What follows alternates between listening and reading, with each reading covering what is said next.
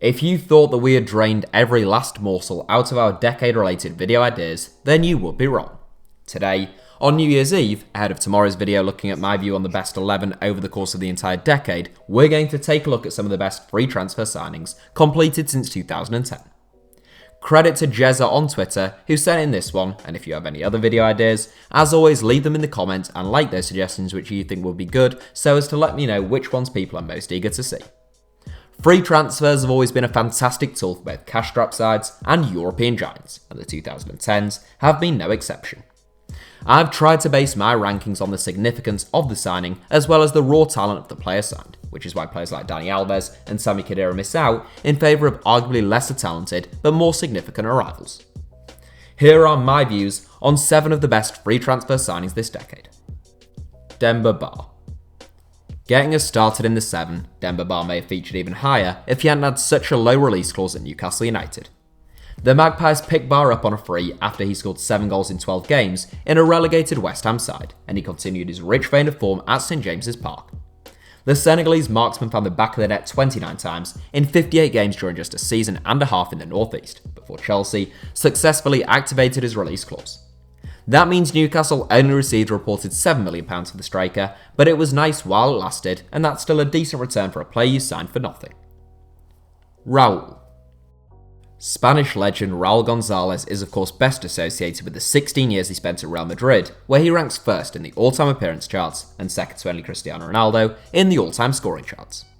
A fantastic forward, following his departure from Real in 2010, Raul still had plenty to offer. Schalke realised that and signed the veteran frontman on a free transfer, with Raul going on to bag 40 goals in 98 games in 2 seasons in the Bundesliga. He had no sell-on value, but he helped Schalke to a third-place finish and deservedly takes 6 as far as I'm concerned. Esteban Cambiasso. The only player in this 7 who only spent a single season with the club, I've probably got some explaining to do here. Esteban Cambiasso joined a then newly promoted Leicester City side in 2014 from Inter Milan on a free transfer, and he was named as the club's Player of the Year as they staged a great escape. Although he left for Olympiacos the following season, Leicester went on to win a Premier League title the following season and are now candidates for a Champions League place.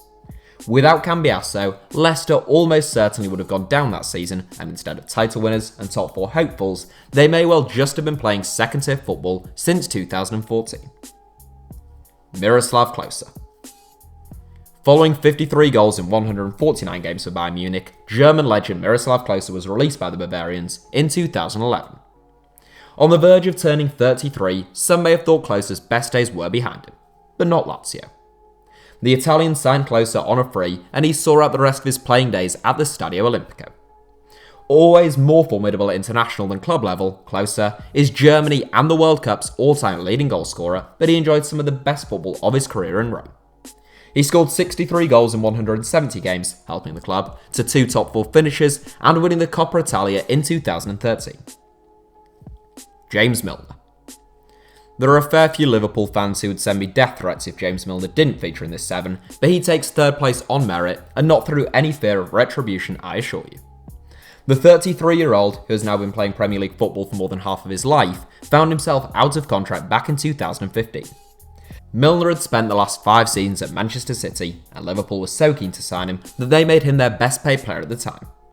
There were plenty of critics of the move, but 4.5 seasons and more than 200 appearances later, Milner has proven himself to be an excellent addition.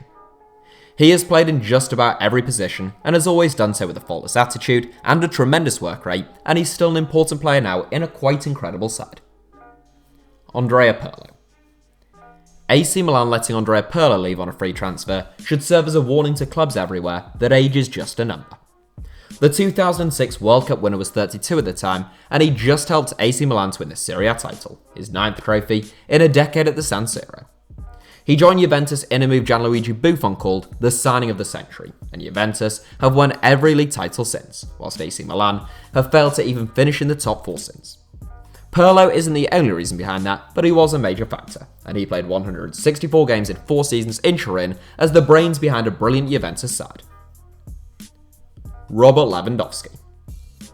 Among the easiest decisions I've ever had to make on this channel, Robert Lewandowski is undoubtedly the finest free transfer signing of the last decade and one of the finest of all time. Poland's all-time leading goalscorer and the third highest scorer in the history of the Bundesliga, Lobanovsky, was already considered among the finest centre-forwards on the planet when he joined Bayern Munich from Borussia Dortmund on a free transfer. A player of his calibre, aged 25 at that time, would cost you in excess of £100 million under normal circumstances. Bayern's recruitment of the Pole was daylight robbery, and so it has proved. Lewandowski has scored 221 goals in 267 games in Bavaria, including 30 and 25 so far this season, which looks likely to be the most prolific campaign of his career to date. That's it for today's 7. Thanks for watching, give us a like if you enjoyed the video, and obviously make sure you're subscribed to HITC Sevens. Also, if you're watching on mobile, just try tapping your screen now. Apparently that is sometimes required to bring up our little subscribe button and a couple of other videos that YouTube thinks you might enjoy.